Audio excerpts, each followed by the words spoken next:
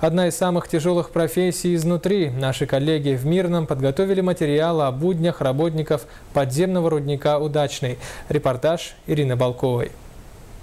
В настоящее время молодые люди все чаще мечтают стать юристами, экономистами, менеджерами. И все реже высказываются мысли о желании выбрать простые рабочие профессии, испокон веков создающие все, что есть в нашей жизни. К сожалению, стало непрестижным быть квалифицированным токарем, строителем, электриком. Нормально чувствуют себя здоровые и крепкие ребята в ларьках, за стойкой бара или прилавком.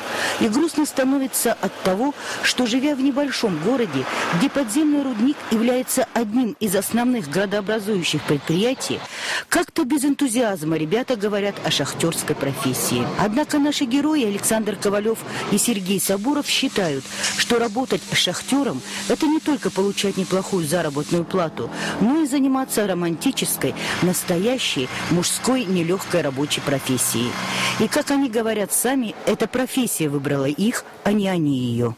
Это не мы выбрали, это она нас выбрала, наверное. Ну, думаем, чтобы наша семья достойно жила ради этого.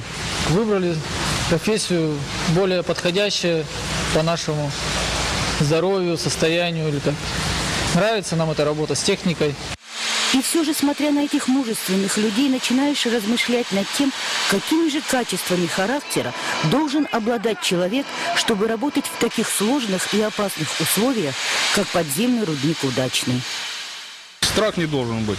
Многие люди боятся просто от слова «подземка», там уже страшно становится некоторым людям. А так, я считаю, привычка, наверное, и уже как опыт небольшой как бы есть. Да не привыкли бояться, всегда идем вперед. Стараемся чего-то нового достичь. Пообщавшись с Сергеем и Александром, понимаешь, что далеко не каждому дано освоить эту нелегкую профессию, потому что эта работа действительно только для настоящих мужчин.